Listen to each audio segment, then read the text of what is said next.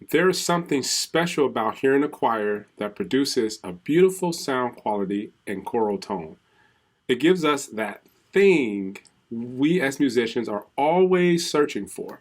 Sometimes we hear it from a recording, but most often it's during a live performance. Either we are the singer or we are the conductor that's in front of the singers. However, there is nothing worse than hearing a beautiful choral sound from a group of singers who are not emotionally connected to the music. So the question is, how do we find the deeper meaning, the humanity, and the emotion in the piece of music? How can we internalize the essence of the piece and tell a story to your audience? I'm going to give you a simple way of doing this, and it's something you can start using today.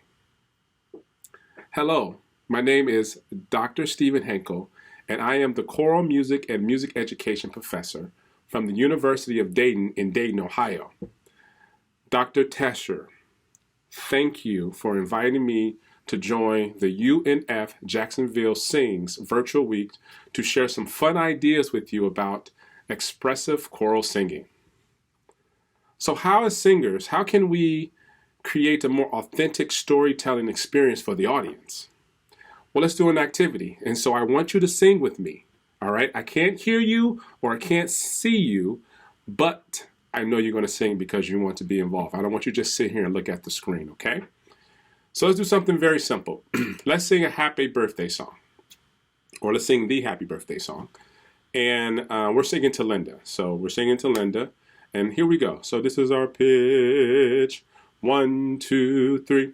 Happy birthday to you. Happy birthday to you. Happy birthday, dear Linda.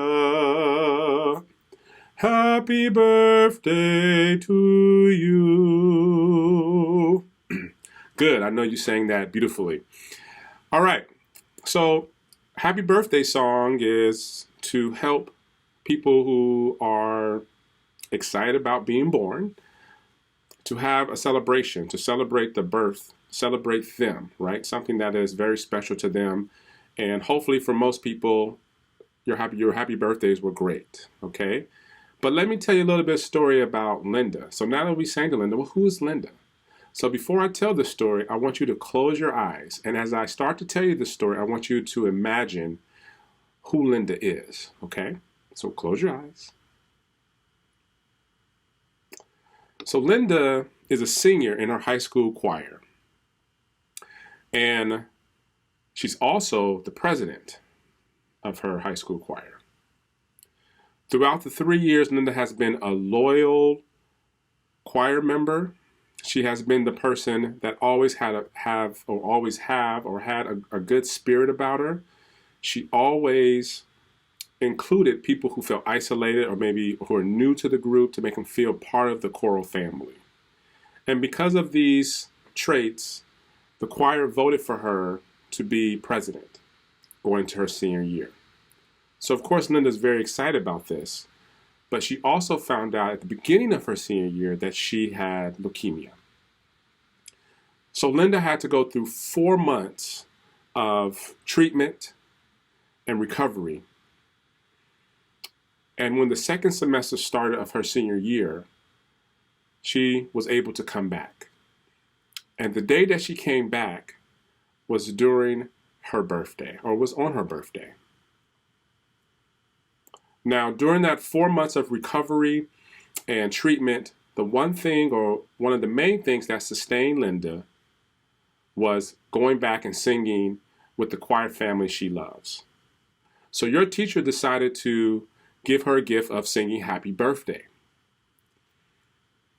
So as you're sitting there, I want you to think about, what does Linda look like?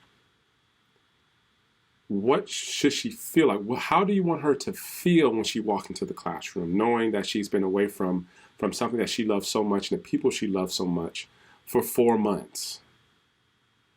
How are you expressing yourself? What does your face look like? How do you feel singing this song for her? Okay? So I want you to open your eyes. And here is our pitch. We're going to sing Happy Birthday to her again with those thoughts in mind. 1, 2, 3. Happy birthday to you. Happy birthday to you. Happy birthday, dear Linda. Happy birthday to you.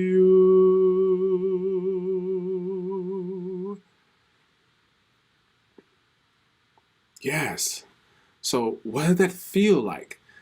How did she look? What type of expression did you want on her face? How did you want her to feel? Right? And so this is the essence of kind of digging deeper. All right, so you excited? So let's do another song, okay? So we're going to sing We Shall Overcome, which is a gospel hymn that represents hope, faith, perseverance, and strength. All right? And if you don't know the song, I'll sing it for you, and then we'll sing it again. All right? So here we go. I'll sing it for you. We shall overcome. We shall overcome. We shall overcome someday. Oh, deep in my heart, I do believe. We shall overcome someday. All right, so the words are, we shall overcome. We shall overcome someday. Oh, deep in my heart, I do believe we shall overcome someday. All right? Okay, so let's sing one more time. Now you know the words. It's okay. Sing the best you can if you still don't know them, but just kind of sing along, okay? But remember, this represents hope, faith, perseverance, and strength, okay? We shall overcome. We shall overcome.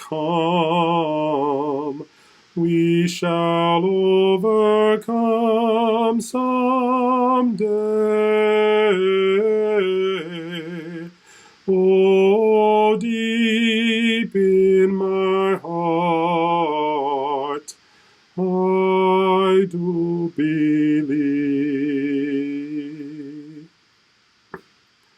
We shall overcome someday. Good for you. All right. So now you sang it, you know it, and you kind of got the feeling, but let's go a little bit deeper. Let's even touch more of the humanity of this piece and kind of the connection, okay? So this song became prevalent in the 1950s and 60s during the Civil Rights Movement. It was considered like an anthem that the people sang, okay? And this was a time where African Americans wanted equal rights by law, and the country came together to fight for this injustice in our society. This is the time where African Americans were being lynched, unfortunately murdered, hanged, everything under the sun to kind of suppress them and to kind of keep them from these rights, these civil rights, okay? And so this song was something that gave people hope, faith, perseverance, and strength to kind of keep going. And ultimately, laws were passed that will allow African Americans to have a lot of the same rights as white Americans. Now, what's happening in 2020? Once again, we are coming together to fight injustice. We're looking at unfortunate death of Breonna Taylor and George Floyd, George Floyd, and so many others that have been what's the word I want to use? Have been taken out, unharmed, have been hurt. Families been ravaged. All those things have been happening. And so we are coming together to lock arms and to fight to make this country great. Okay? So with that in mind, make it more relevant to what's going on today, I want you to sing this one more time. Here we go. We shall overcome. We shall overcome. We shall overcome someday.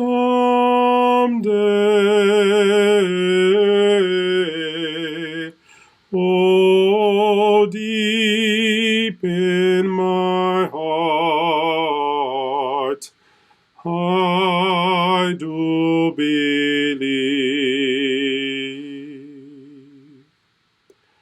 we shall overcome someday.